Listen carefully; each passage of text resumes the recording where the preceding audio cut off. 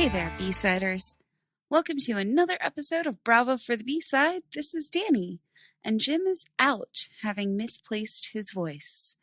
So I'm going solo today. All right. There's been a lot of stuff going on the past couple of weeks. We've been pretty busy. The holiday season's coming up. We're prepping for our year-end retrospective. And we picked someone to cover. We're going to be finding some copies of films that they have done, and I'm pretty excited. I hope that you will be too. The last episode we posted was David Howard Thornton's interview from way back when, and it was real fun to listen to again. We talked about a lot of fun stuff. So if you haven't gone back and listened to that episode, you should. It was really just a super fun discussion between everyone, and I think we had as much fun recording it as you will listening to it. And if you enjoyed listening to it, you should go check out our Patreon. LordsofMisruleProductions.com is our website. The link for our Patreon is there. Hop on, become a patron, help us out, help us fund this podcast so that we can continue doing it, because we would really like to. So without further ado, the movie that we covered this week was going back to a horror, and this movie got a lot of like really good reviews, a lot of really good coverage, and it was something we were super excited to talk about. Unfortunately, for us, it just fell short in a few ways. So let me tell you a little bit about it. This movie is Hereditary. It was made in 2018, written and directed by Ari Aster, starring Toni, Collette, Millie Shapiro, Gabriel, Byrne, and also lots of other people that are not mentioned in the first three actors starring in the film. Rated R.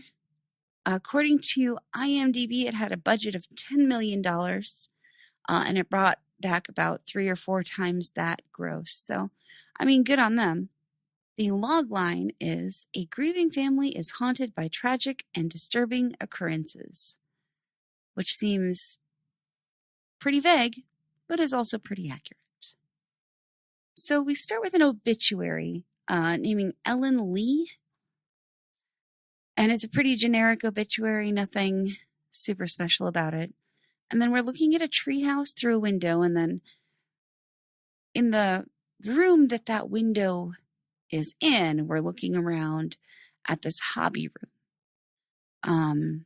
There's a lot of like dollhouse kind of stuff, a lot of tools, miniature stuff. Inside this room is a dollhouse, and we kind of look over some of the rooms, looking at a bedroom, and we kind of zoom in on it, and there's a kid asleep in the bed, and it's actually a really nice shot where we go into the dollhouse, and then we're in the actual room that it's representing in the house. And it's a kid asleep in a bedroom. His dad wakes him up, gives him a suit. And then the dad goes to the treehouse to find a little girl, Charlie, who apparently has been sleeping in there all night. And he kind of chides her for it and says, it's cold out here. You can't be sleeping out here all night. And then we're at Ellen's funeral. Her daughter is giving a eulogy, and it's like the coldest eulogy I've ever heard in my life. She describes her mother as secretive and private, difficult to read, but it seems like she's trying to figure out something nice to say. Little girl Charlie is doodling in a notebook and making clicking sounds or like plopping sounds with her tongue, kind of like this. During the eulogy. And then they get home, and the daughter who is giving the eulogy asks her husband if she should be sad. And it doesn't really actually seem like anyone is all that sad about Ellen dying. We found out the mom is the one doing the dollhouse, and the dad asks about their deadline. So I guess she's doing this as her job? Not really sure. He then checks in with the teenage son, who is also not very sad about Grandma dying.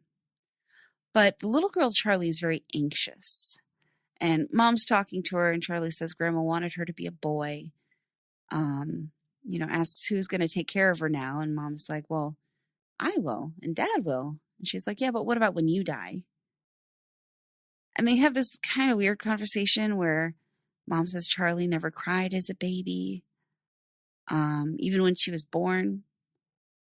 And then she's like staring at some markings that are on Charlie's curtains or behind them. She goes downstairs, starts looking at some boxes of Mom's things, flips through some photos, finds a book about spiritualism, and she finds this weird note inside from her mother, asking her to forgive all the things she couldn't tell her, says it will all be worth it, and their sacrifice will pale next to the rewards, and it's signed, Love, Mommy. And this upsets the mom, whose name is Annie, which I learned from the note, who looks and sees, I think, maybe her mother in the dark corner. But then when she turns on the light, the woman is gone. And then we see in the dollhouse, it looks like Annie's little dummy is feeding a baby while Ellen's, the dead mom, is offering her own breast to the baby. So that's pretty weird. And then we're in school. Charlie gets busted by a teacher while she's like playing with a toy under her desk. And she seems kind of upset. And then a bird slams into the window. And it almost seems like maybe Charlie made that happen somehow. And then we're with the teen boy who is admiring some girl in English class. And he gets distracted and misses a question, and the girl is not impressed. So then we have Charlie staring at this dead bird. She cuts its head off with scissors. And across the street, someone is watching her, like this older woman. Meanwhile, Annie is looking up apparitions while working on the dollhouse. And she goes into the hallway and sees this triangle on the floor in her dead mom's room. She closes the door and then asks her husband, like, did he go in there? He says no. They go up, they lock the door. And then the teenage boy brings the phone to Dad and hands it to him. He's got a phone call. And while he's on it, he's mentions the word desecrated. And then when Annie asks about it, he says it's just billing stuff. So she says she's going to go see a movie, which is a little weird because if they're, married, I guess it's not out of the question for her to go see a movie on her own, power to you. But she just, I don't know. It just felt weird. Think you'd go see a movie with somebody. But it turns out she's actually going to a grief meeting. And she talks about her mom having DID. Her brother had schizophrenia. Her dad died when she was a baby. He also had some serious mental issue. And she, I guess, had a no contact order with her mom at some point until Charlie was born. And then she was like, had to give Charlie to her mom, or it was weird. And then she's talking about how she feels like she is blamed, but she doesn't know for what. So then we're in the teenager's room and he's smoking a bong and he gets an invitation to a party. And when he blows the smoke out the window, something blows it back at him.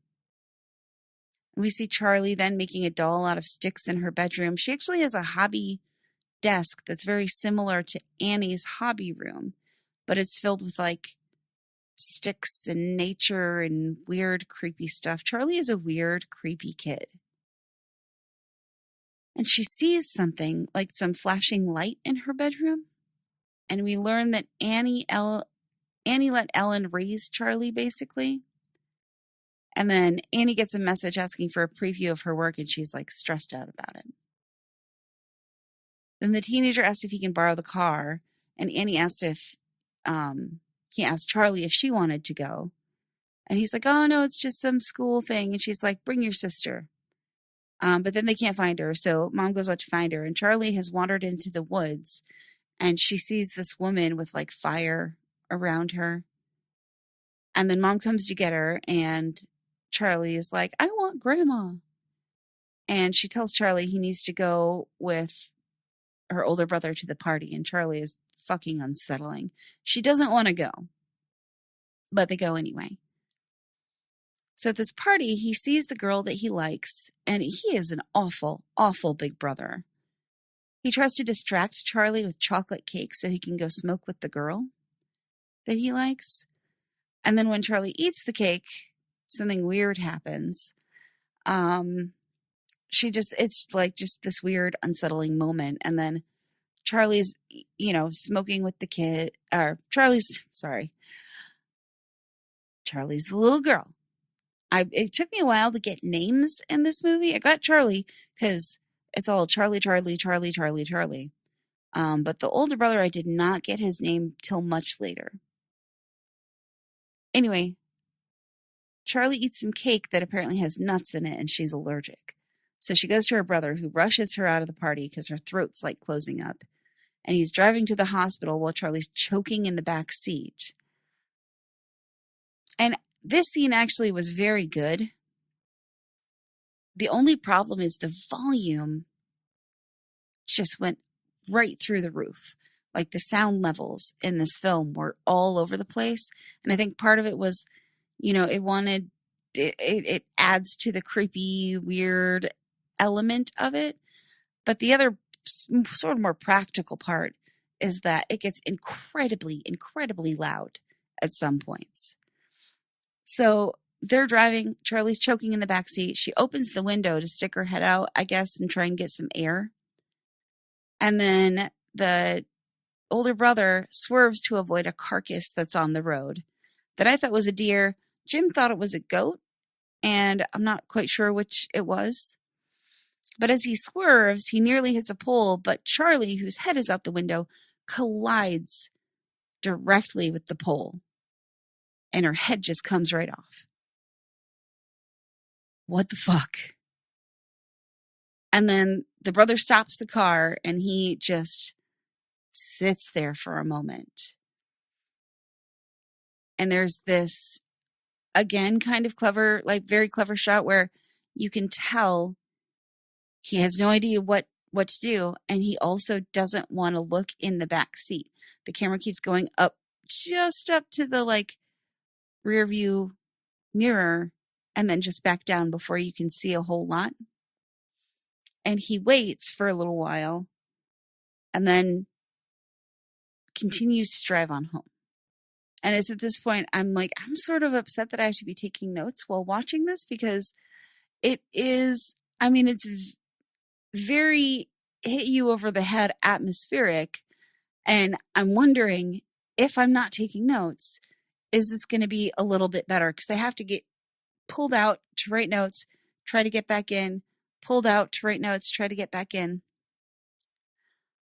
So anyway, then the boy goes out and walks. He just parks the car in the driveway and walks back into the house dazed.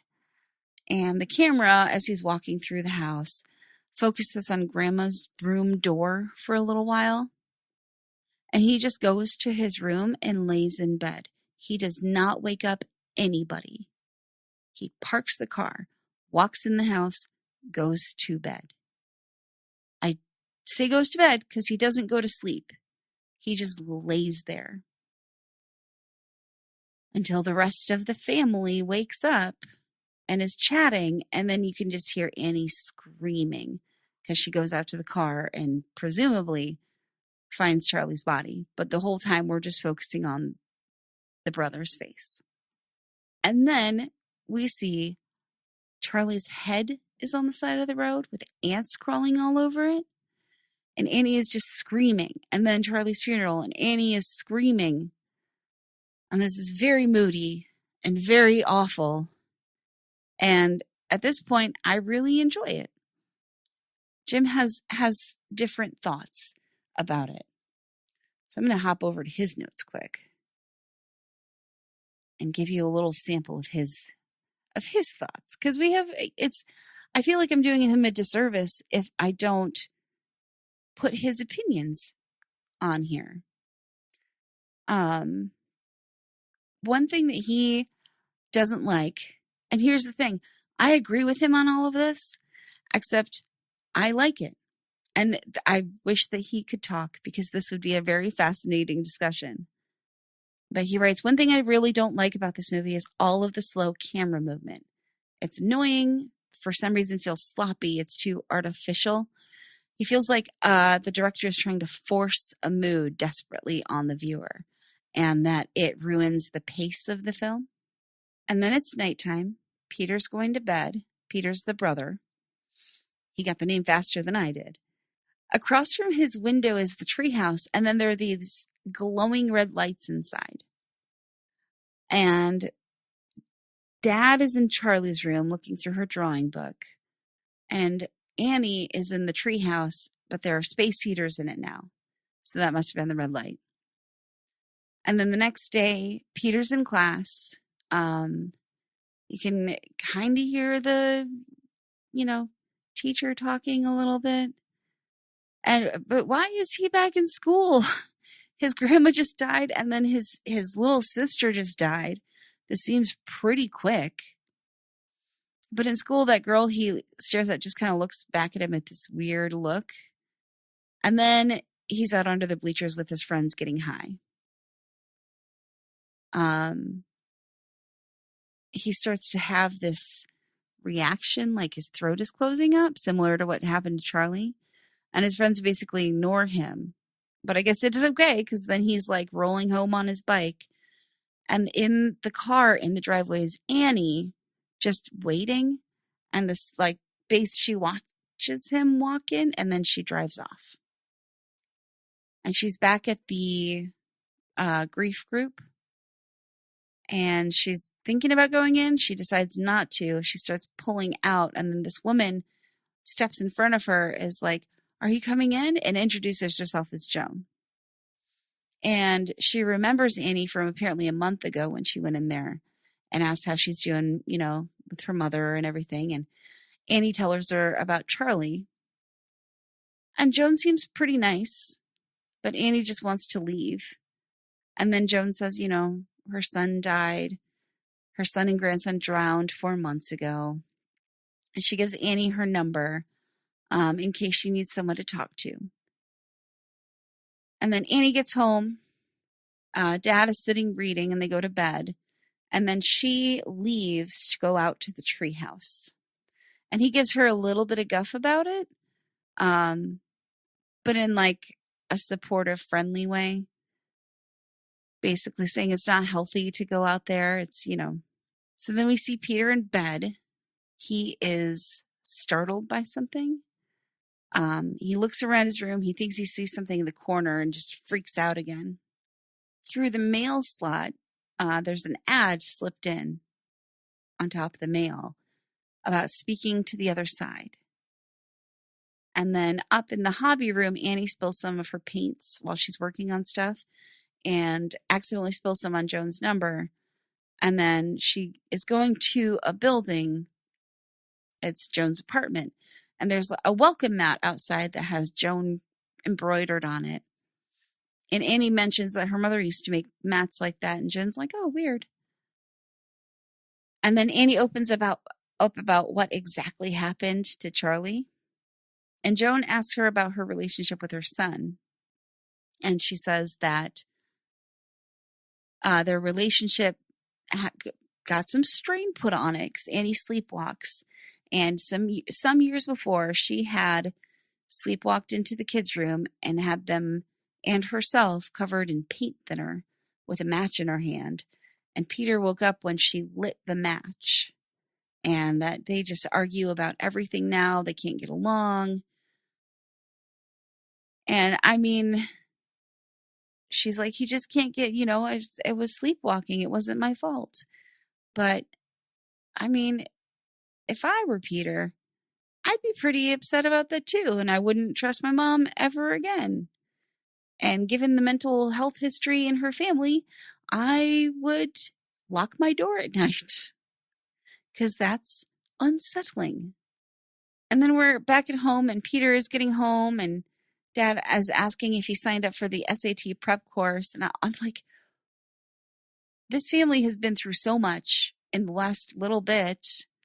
Like, they need to take a breath and get themselves together and just talk to each other. But of course, they will not. So then Dad finds Annie working on the dollhouse, and she is diligently painting and working on a scene portraying Charlie's death. It's the car and the road and the pole and Charlie's head on the ground. And it is really disturbing. And he's like, what would Peter say if he saw it? And she's like, it's just a factual representation of what happened. And then he asks if she's coming to dinner, and she makes this comment like, man, and he's like, I don't give a shit if you come down or not. I made dinner. You don't have to make it.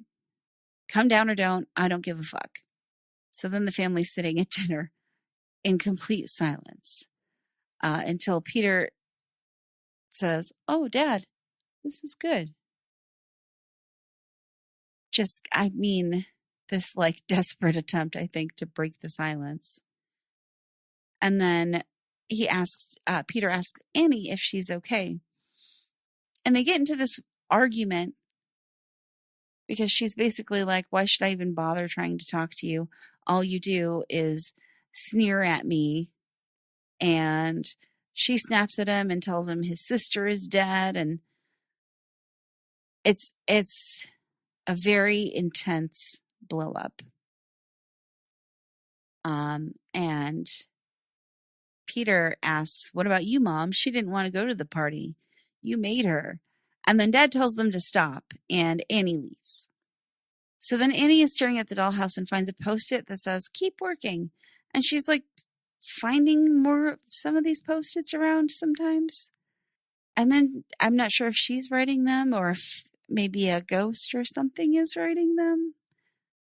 And then she's at the hobby store, and Joan is there, and she's just like delighted to see Annie. And she says something completely turned her around. She met the spiritual medium. This medium went to Joan's apartment and conjured her dead grandson, and that Annie should come. So they go, and Annie's very, very skeptical, obviously.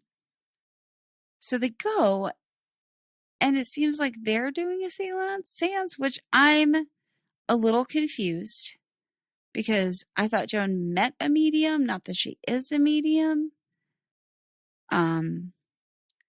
But she does this thing with hands on the glass, and she calls to her grandson, and the glass moves on its own, and he writes, I love you, Granny, on a chalkboard. And she gives Annie a candle, an incantation, and tells her how to start, and says everyone needs to be on board in the house in order to do it. And then as she's driving back, we hear that sound from the back seat that Charlie made.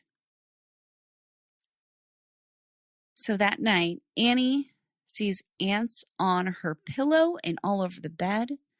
She gets up and walks to Peter's room, and he's dead and covered with ants. And then he wakes up and tells her she's sleepwalking. And she asks if Charlie's there, which is a little weird. And he asks why she is scared of him. And she goes into this little fucked up explanation about how she never wanted to be his mom. She was scared. Her mom pressured her into having him. And then they're both soaking wet, and she's lighting a match. And then she wakes up. So she goes to Peter's room and she apologizes for their argument. And then she wakes up Dad, and she's gathering them to go downstairs to try something.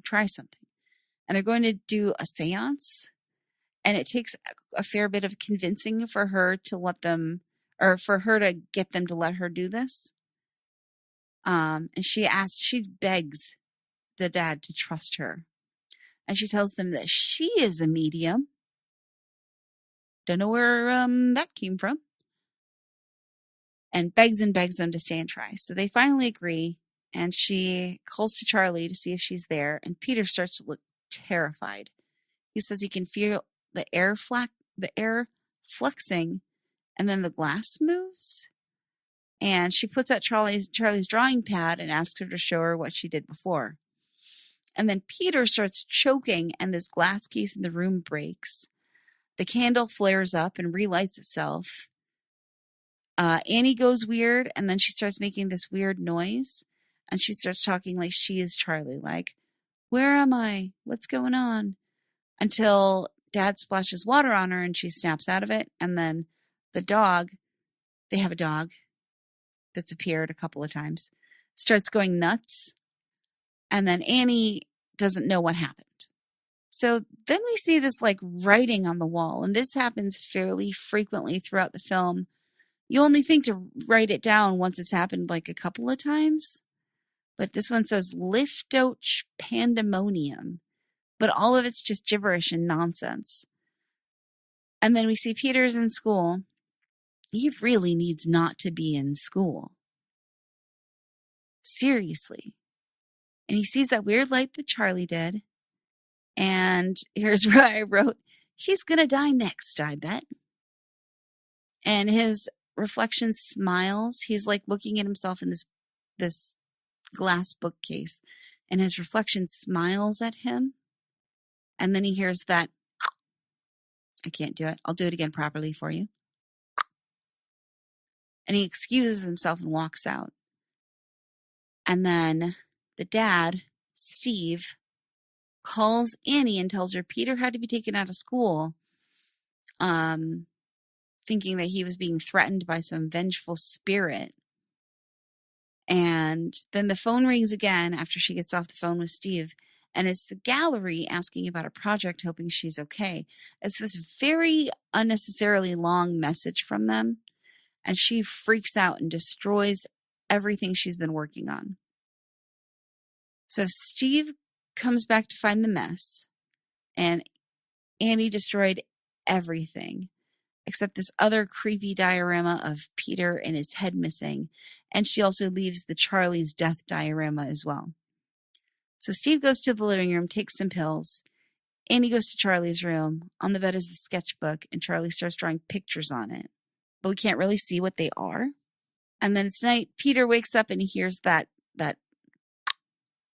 Charlie is in the room. She's like standing there. And she leans forward and her head falls off and turns into a basketball. And then the dog is in the doorway whining. And hands come from behind Peter's headboard and grab him. And it's like they're trying to pull his head off and the door slams shut. And we see Annie looking at the sketchbook that has many drawings of Peter with his eyes crossed out. And Annie has this book and she throws it in the fire because she's, I think, freaked out a little bit now.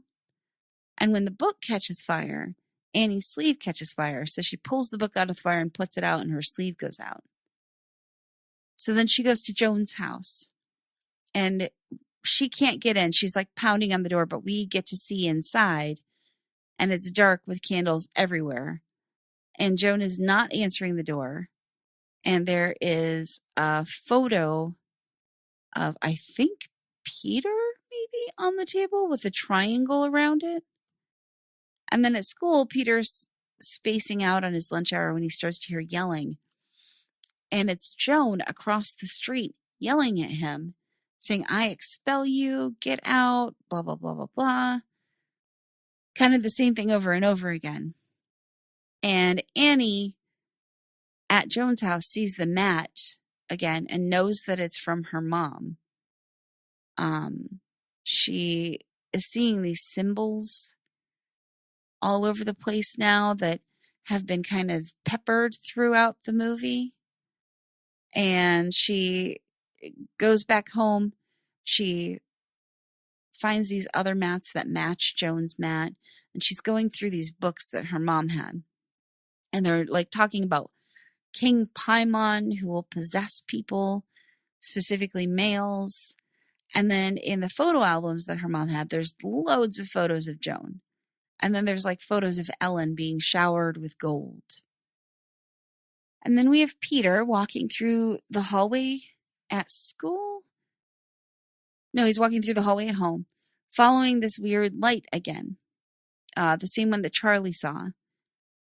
And then Stephen is starting to write an email about how concerned he is about Annie's mental health. And it looks like he's emailing a psychologist. And he gets an email while he's writing this, about the claim status of Ellen's disturbed gravesite. And the pictures look like it was professionally dug. I mean, like straight down sides, like professional machinery excavated weirdness. And then Annie's going up to the attic, and flies come out of the attic trapdoor, and there's a smell. And she goes up there, and there is a body kind of just haphazardly thrown, half hidden behind some shelves. And it's Ellen's headless body with a symbol written in red above it, which matches the other symbols that she's been seeing. And then Peter's in school again. And again, why is he going back to school? And he hears that mouth sound repeatedly. And then he raises his hand, and we look at his face, and he does not look well. And maybe he's possessed. But he slams his head down on his desk, breaks his nose, snaps out of it, and just starts screaming. And then the phone in the house is ringing to empty silence because Annie is out in the rain underneath the treehouse. And then Dad gets a call. He goes to get Peter. He nearly runs a red light and just breaks down on the way back. Annie meets them in the driveway. She's freaking out about the body. She doesn't even know what happened with Peter, but they get Peter inside, and she tells Stephen about the body, and she wants him to go upstairs and check. So eventually he does, and the flies come out as he goes up. So she runs downstairs and starts putting papers in the fireplace. And when he comes down, he's like, "What the fuck?" She tells him about Joan and the album. And he thinks she's just sick and crazy, and accuses her of digging up Ellen's grave. She says they didn't realize it, but they formed a pact with something when they did the seance to invite something in the house that wants Peter. So it seems like Annie has sort of figured it out, or figured something out, and she's trying to get Stephen to help her. She begs him to help her destroy the sketchbook, or she thinks Peter is going to die. And I'm watching them have this argument, and I'm like, she knows that Stephen's going to go up in flames if he throws that book in the fire, because she tells him she tried to throw it in the fire and she started it on fire, so he needs to throw it in the fire. And he says that he's not going to do this with her anymore. He's done. And she's sick, and that he is going to call the police. So she grabs the book and throws it in the fire, and then Steve goes up in flames and burns to death in front of her. Then Peter wakes up in the night and sees the treehouse light on. He calls out for his parents. It gets very bright outside, like a porch light has been turned on. Behind him, Charlie is crawling across the walls. He leaves his room to walk through the house, and then there are some noises like pipes rattling, stuff moving. The door to Grandma's room is open again. He goes downstairs. Everything is knocked over, and his dad's charred body is near the fireplace. And I first thought it was Charlie, but it's Annie on the ceiling behind him. And then someone, a naked man, is in the doorway. And then Annie runs out of the corner after him, and he sprints away. And then he sprints away. He runs up to go to the attic. And she's on the ceiling, pounding her head against the trap door. Like Exorcist style, clinging to the ceiling. In the attic, he finds candles everywhere. And it's like Joan's house was when Annie went to check, to try and talk to Joan. But Joan was gone. And he sees this triangle in the ground. And then there is a body outlined in the dust on the floor. So the body itself is missing, but it's like someone has cleared away the dust in the shape of a body. And his picture is in the place of the head with his eyes crossed out in it. And he hears a noise behind him, and kind of suspended between the roof peak is Annie on the ceiling behind him, and she is sawing off her own head. And then he sees 3 naked old people and throws himself out the attic window. And this shadow moves around him. And then the light that he's been seeing settles on him. He lifts his head. He sees Annie fly up into the treehouse, and he makes the plop sound. So Peter died when he got out that attic window, and Charlie took over him, I think. So he follows Annie. We can see the corpse of the dog laying in the yard when he walks by. And inside there are a bunch of worshipers. And he hears something behind him. And we turn around and it's a statue but like Charlie would make. This kind of grotesque statue of someone, presumably Paimon, I guess. And at its feet is headless Annie and headless Ellen. And then we also see a photo of his grandmother, and it's labeled Queen Lee. And Annie pulls the crown off of the statue and puts it on Peter. And then I think it's his grandmother's voice saying, "Charlie, it's okay." And Charlie was apparently a king of hell, and they gave her Peter's body. And it ends with "Hail Paimon." So, let's talk about this movie. So first of all, they had the money to make something truly, truly good. And let's start with the good then. The acting is really excellent. The lighting is very good. It's a sort of classic creepy horror, but here are the takeaways ultimately. This movie is super, super slow for the first hour of the movie. And then it picks up a little bit, and you're sort of expecting this big payoff that never comes. There's a lot of buildup. There's a lot of buildup to something truly spectacular going to happen at the end of the film. And the effects are amazing. Charlie's head with ants crawling all over it. The filming of the car scene was fantastic. All of the effects in the house were great. But what this really feels like ultimately is sort of a rehash of stuff like Rosemary's Baby, Mother. A lot of films that were groundbreaking when they came out, but at this point, with this movie having been made in 2018, it's a copycat of those movies, of the things that made those movies, good and creepy. And personally, might be an unpopular opinion, I'm not a big fan of Rosemary's Baby. Call me crazy. But, they really push with the coloring and with these slow moving camera shots to up the creepy factor. But ultimately, this is really predictable.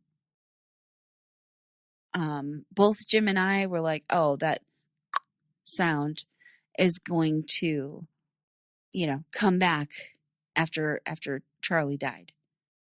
And they do this exposition at the front end of everyone in the family having mental illness. And so it's almost like they're trying to do a bait and switch of, oh, Annie must be mentally ill too, and also probably Charlie and Peter.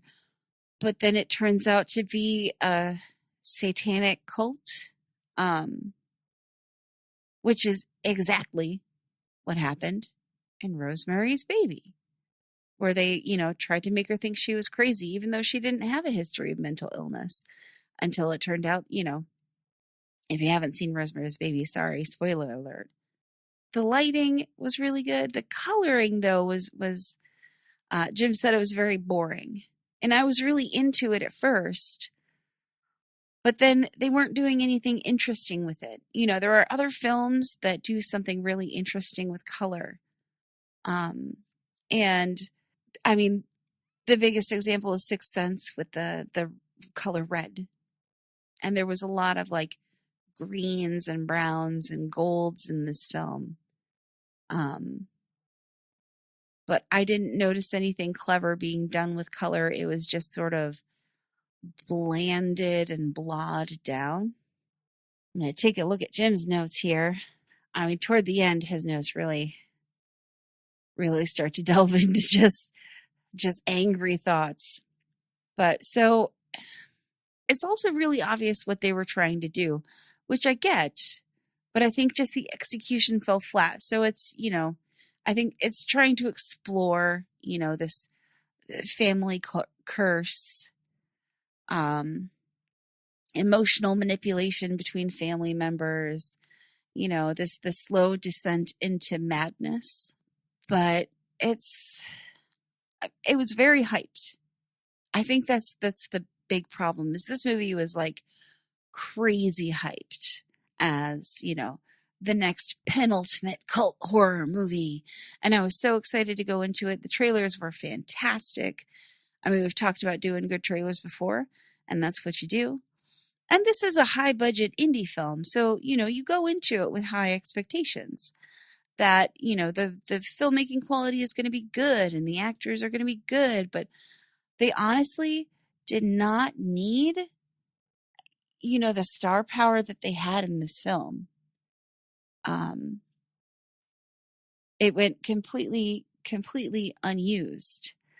I do think that, the acting was very good, but with the dad, he's basically a character that could stand to not be in the film at all for all the difference that he makes in the entirety of the film. Up until he gets burned alive, he literally does nothing. And there are also all these things that I want to look out for in this movie. And I'm like, oh, maybe that's the thing. Like the Post-it notes and the writing on the walls and, the grandmother's room, the door continually opening. And none of it ever paid off, which was super disappointing. I think, the hype that has been lavished on this film is due to the fact that it is similar to things like Rosemary's Baby, to things like Mother, to, these movies that broke ground when they came out. But if you're just rehashing it, I mean, what are you even doing? You're not making your own version of another film. You're making your own version of your own film. I mean, it's just really disappointing. They play on this treehouse and then, the end of the movie comes in the treehouse. But thinking about it, so maybe if I watched it a second time, it would be better because I'd see all the things they're leading up to, like the little diorama of the grandma offering her breast to, the Annie dummy with the baby and all this other stuff. But I don't want to watch it again. I wondered in my notes if it would be better if I weren't taking notes. And I honestly, having watched the whole thing and just talked about it, and I don't want to revisit it, to be honest with you. It was creepy. I mean, there were super creepy moments, but there weren't any scary moments. The closest thing was, the couple of jump scares and the car scene, which I will maintain. The car scene is fantastic.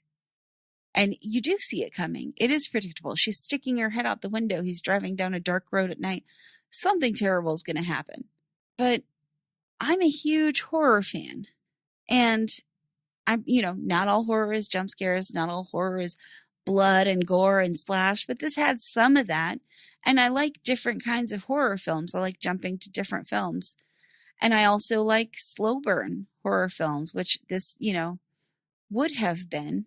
But it doesn't work if the slow burn never really pays off. one thing this film does well, and I think this is purposeful on their part, is it does make you feel kind of gross. There's a lot of just grossness in this film, in the way that the family dynamics play out, in the way that the characters interact with each other in ways that are like clearly and obviously unhealthy. And the fact that the Peter keeps going back to school after all these tragedies keep happening. And watching it, I felt increasingly gross. It's really difficult to connect with any of the characters in this movie, further making me feel gross. I mean, the dad, don't know why he's there with these, with this family that seems so dysfunctional, and he seems relatively normal, but his role is completely pointless. The mom, just slowly delving into her hereditary, genetic, unfortunate dispositions. The teenage boy who's like your average teenage boy, except that he also seems to have really poor judgment. It's just none of them are relatable. And Charlie, from the get-go, is just weird. And it seems weird that no one else acknowledges that she's fucking weird. Anytime something scary happens in this movie, it's unwelcome, and you don't want it to be happening, because it's either pointless or feels like it's just there for the shock value. The tongue clicking sound is obnoxious. And then from Charlie's death, the entire movie becomes super predictable.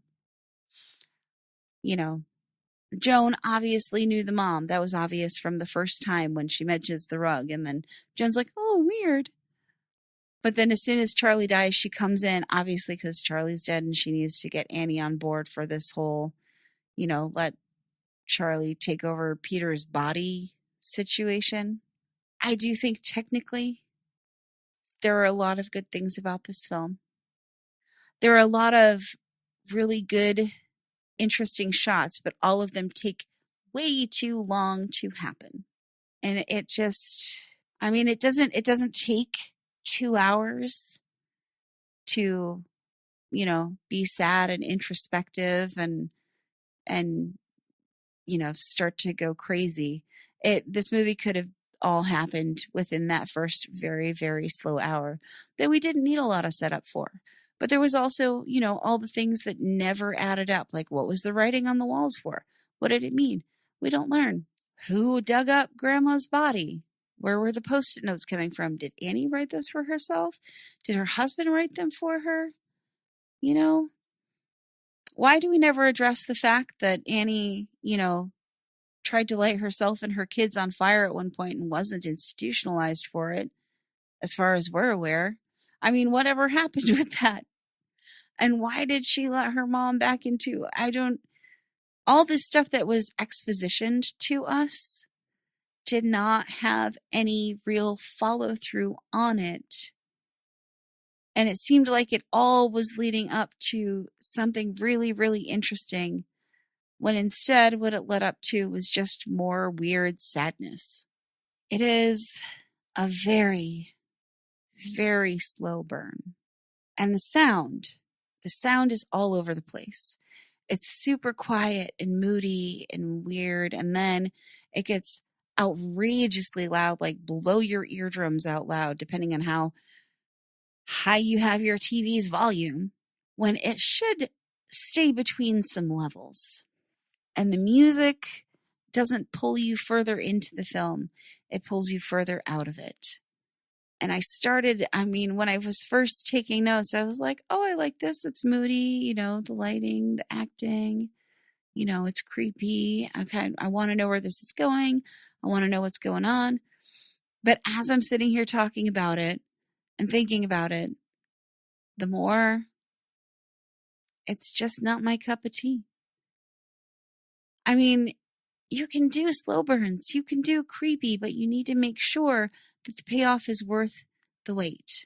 If you want to do a slow burn, creepy, disturbing, delve into characters, make the character someone you can relate to. Make the movie something you want to listen to and not something you want to cover your ears because all of a sudden the sound and music gets so high that dogs from across the street are barking, or my own dumb dog is barking.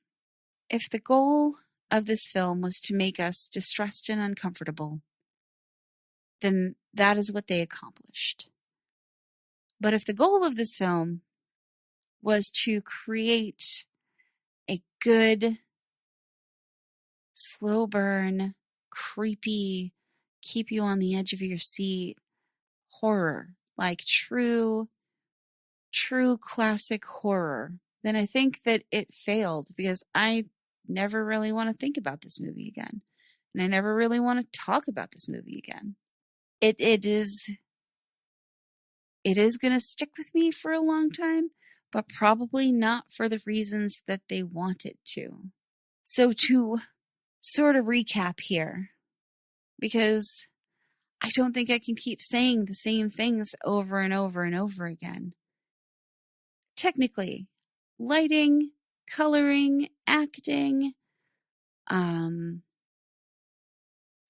of the dialogue, some of the dialogue was just weird and didn't make any sense, but some of the dialogue was okay.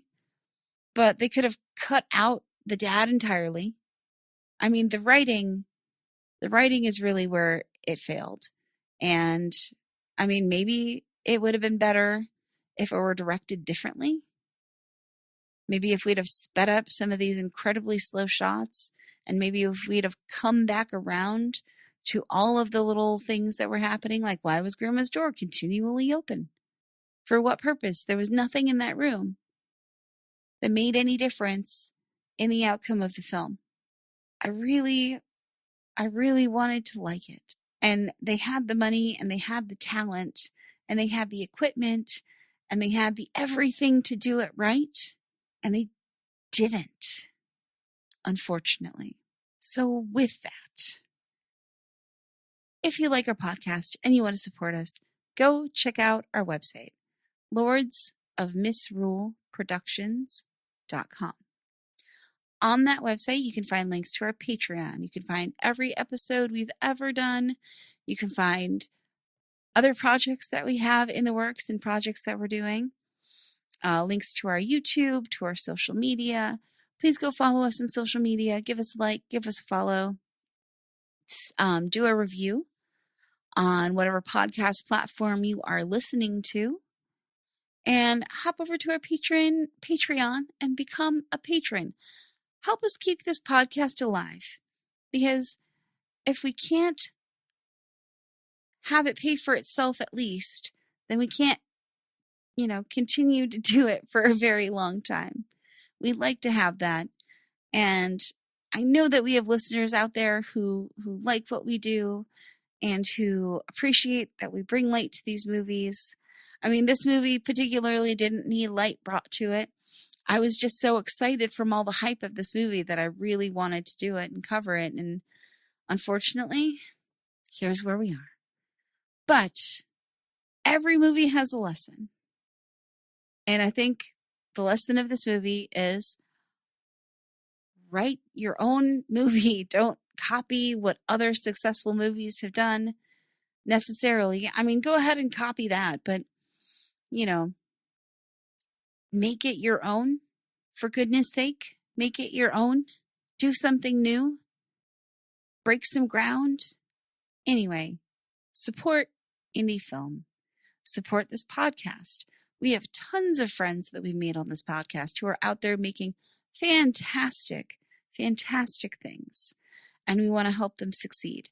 And you can help them by helping us, and we'll help them. And you can help them by, when we cover those movies, go rent them, go buy them, go do the stuff. And if you have a movie that you want us to cover, shoot us an email. You can find our emails on our website. You can also email us thoughts about the podcast, thoughts about, things you'd like to see in future retrospectives. If you're an actor, writer, director, producer, gaffer, anyone that works in indie film, we'd love to have you on the show. We'd love to talk to you. We'd love to interview you.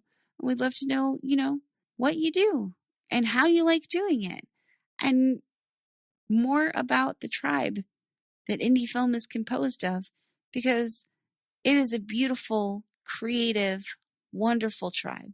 I think that'll about do it. Until next time, friends, and hopefully next time Jim can talk again and he can join us in this beautiful film discussion, dissection podcast where we celebrate indie film. Bravo for the B-side. Until next time, this is Dani. Bye.